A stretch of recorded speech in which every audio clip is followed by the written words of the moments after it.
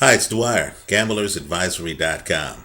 Remember, the opinion you should follow should be your own. Just consider this video to be a second opinion from a complete stranger online.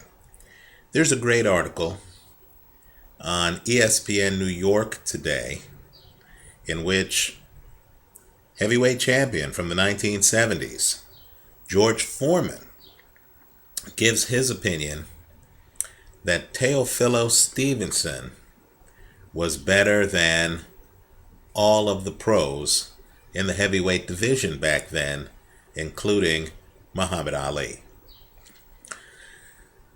Let me just say, I have the utmost respect for George Foreman, but I'm going to disagree with a caveat, okay?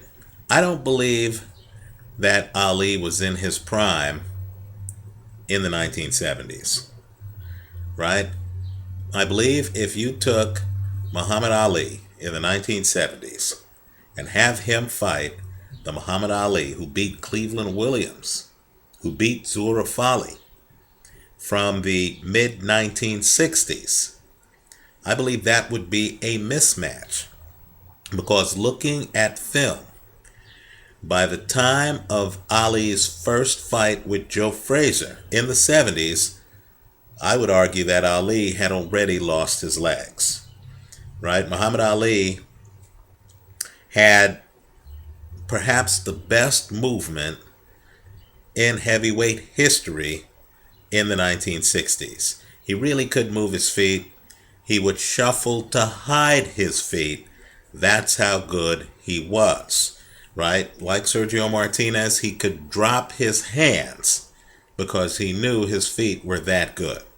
Now I'll say this, if that Ali fought Teofilo Stevenson in his prime, and for those who don't know, Teofilo Stevenson, 3 consecutive Olympic Games, won the gold medal, right? If 60s Ali fights Teofilo Stevenson, prime against prime, I just don't see how Stevenson, who relied primarily on a right hand and who always had his feet in position to throw the right hand, I don't know how Stevenson wouldn't be eaten alive. I mean, understand, Ali faced some pretty big punchers. Cleveland Williams was a very big puncher, right? George Chuvalo. And Mobile Ali was just able to move away from these guys. I just don't see how Stevenson or Joe Louis, let's make this interesting, Prime Louis, I don't see how Stevenson or Louis would get close enough to Ali to really hurt him. And the problem with Stevenson in particular is, since you know his calling card is that big right hand, right? I believe it's easy to stay away for a master. It's easy to stay away from that primary weapon. Ali would be spending all day over Stevenson's left shoulder, really giving him the business, not giving him an opportunity to use that right hand. Let's also talk about stamina. And it's something that needs to be mentioned. These amateur fighters fight 3-round fights. Right? Just imagine how different the heavyweight division would be today if the only rounds that counted were the first 3 rounds of a fight. Well, we know there's a stamina dynamic. We know that Ali in the 60s could go 15 rounds, right? In fact, that first Ali-Frazier fight went 15 rounds, right? Teofilo Stevenson, we know he can go 3 rounds. Would you want to be in the ring against prime Muhammad Ali with a complete lack of personal experience going past 3 rounds in the 8th, 9th, 10th rounds when Ali still has the hand speed and is literally dancing circles around you? You know, let me say this too. Take a look at the first round of Ali against Sonny Liston, the first fight. You know, Ali, when he's dancing around, I believe he wins that first round, just on ring generalship. but I want you to count the punches Ali throws in that round. He was so good, he barely throws a punch in the first round of that first Liston fight. And he has a fearsome heavyweight champion, a man Joe Louis called the best. Right? He has a fearsome heavyweight champion completely befuddled just off movement. I don't think Teofilo Stevenson would have been able to have dealt with that movement. Let me point out too, Teofilo Stevenson beat guys like John Tate and Dwayne Bobbitt, guys like that in the Olympics. How do I know that that translates to beating Ernie Terrell, Sonny Liston, Floyd Patterson, Zora Fowley, the guys, Cleveland Williams, the guys Ali dealt with in the 1960s? Now, I will say this. Ali had slowed down by the 1970s. And that's when Stevenson was in his prime. I think that's what Foreman is talking about.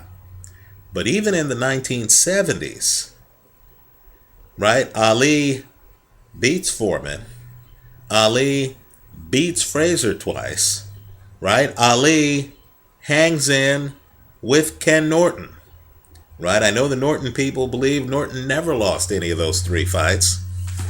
That's a strong argument if you look at the tape. But let's just say, Ali faced